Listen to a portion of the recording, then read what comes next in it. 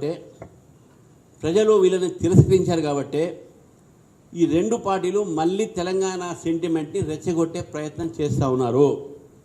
They both are trying to play with the Telangana sentiments because people have rejected them on their performance.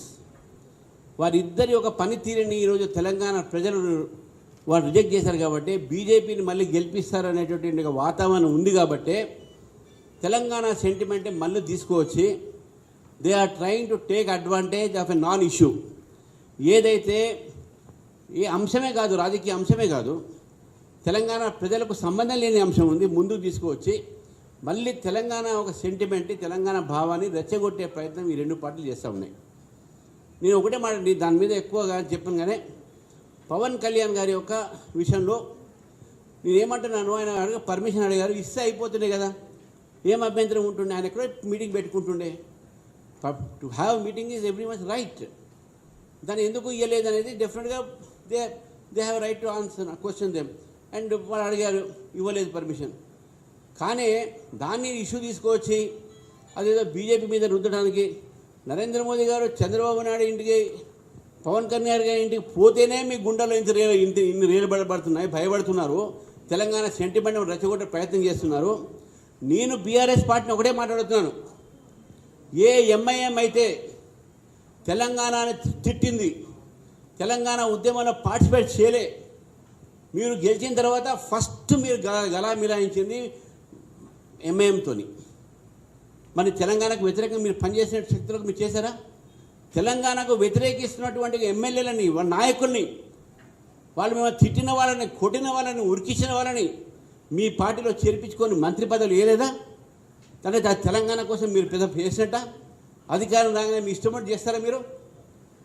ఇటు Congress party కూడా అడుగుతున్నాను, మీ party ఎంపీనే prepare చేస్తే ఆయన మీద ఏం యాక్షన్ తీసుకున్నారు? మొన్న ఎన్టీ రామారావు విగ్రహం పెట్టారు, బాగుంది, మంచిది, సంతోషం. అదే రోజు మీ ఎమ్మెల్యే ఆంధ్ర వాళ్ళని అది ఇది జాగో బాగా అని మళ్ళీ అవే భాష మాట్లాడి మీరు ఏం యాక్షన్ తీసుకున్నారు మళ్ళీ అటువంటిప్పుడు? నేనేమంటున్నాను, ఈరోజు ఈ రెండు పార్టీలు కూడా ప్రజల ఆకాంక్షలని వారు వాళ్ళని చూసుకోలేకపోతే, ప్రజల ఒక సమస్యని పట్టించుకోలేకపోతే, ప్రజలు వాళ్ళని తిరస్కరించే పరిస్థితి వస్తే మళ్ళీ తెలంగాణ సెంటిమెంట్ తీసుకువచ్చి ఎవరినో ఒకటి వాడుకుంటున్నారు. మాకు అనేక రాష్ట్రాలు అనేక మంది మాకు పార్ట్నర్స్ ఉన్నారు, వీ రెస్పెక్ట్ దేమ్. అటు టీడీపీ చంద్రబాబు నాయుడు గారు కానివ్వండి, పవన్ కళ్యాణ్ కానివ్వండి, మేము రెస్పెక్ట్ చేస్తాం. అంతేకాదు టీఆర్ఎస్ పార్టీ బీఆర్ఎస్గా మారినప్పుడు ఆంధ్ర నుంచి ఆఫీస్ ఆంధ్ర ఆఫీస్ పెట్టారు కదా, అక్కడ ఒక ఆంధ్ర వ్యక్తిని ప్రెసిడెంట్ చేశారు కదా, తెలంగాణ ప్రజల డబ్బుని పంజాబ్లో పంపించారు కదా, మహారాష్ట్ర తిరిగి తెలంగాణ బీఆర్ఎస్ పెడతా అక్కడ పోయింది కదా. ఇవన్నీ చూడరా ప్రజలు? తెలంగాణకు అన్యాయం చేసిన మీరు కాదా? ఈరోజు తెలంగాణ సెంటిమెంట్ దగ్గుతున్నది. ఈ రెండు రాష్ట్రాలు కూడా పోటీతత్వంతో పనిచేసుకుంటూ ప్రజల కోసం చేసుకుంటూ పోతే మేము రాజకీయ పబ్బం కోసం మీరు ఈ తెలంగాణ సెంటిమెంట్ వాడుతున్నారు ఒక వ్యక్తిని తీసుకొచ్చి. దయచేసి మీకు నిజమైనటువంటి ప్రజల మీద ప్రేమ ఉంటే, ప్రజల కోసం మీరు ఏం చేశారు, ఏం చేయబోతున్నారు అని చెప్పండి. కానీ వ్యక్తులను తిట్టి, మా బలం పెరుగుతుందని చెప్పేసి మా పార్ట్నర్స్ని తిట్టి, మాకు వాళ్ళని తిట్టి, ఇది పద్ధతి కాదు, ఇది రాజకీయం కాదు. ఈ రాజకీయం అనేది చాలా చౌకబారు రాజకీయం. ఇది you should not play politics. డెమోక్రసీలో అందరూ ఒకటే కదా.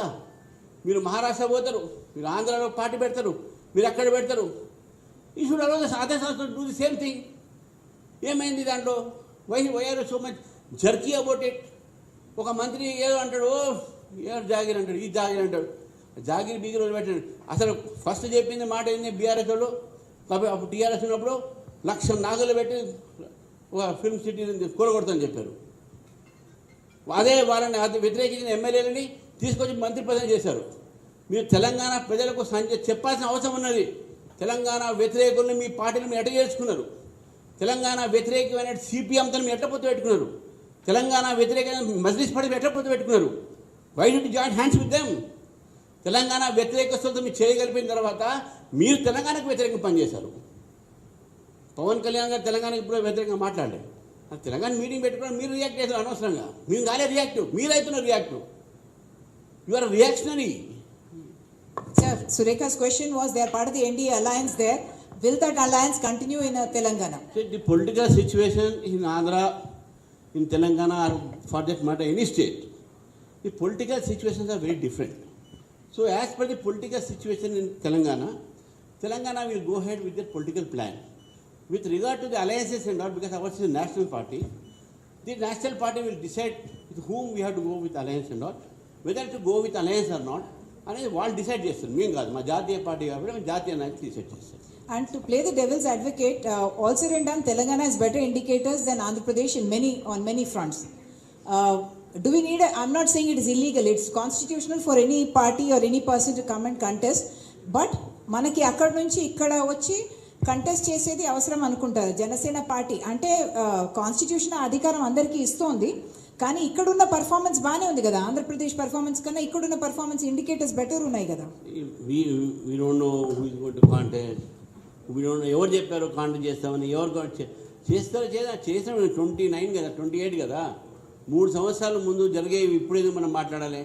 అయినా కూడా భారతదేశంలో ల్యాంప్ పోస్ట్ పాలిటిక్స్ అని ఉంటుంది. ల్యాంప్ పోస్ట్ పాలిటిక్స్, ఆ ల్యాంప్ పోస్ట్ పాలిటిక్స్లో పివి నరసింహారావు గారు రామ్టెక్లో పోటీ చేశారు, నాగ్పూర్ మహారాష్ట్రలో.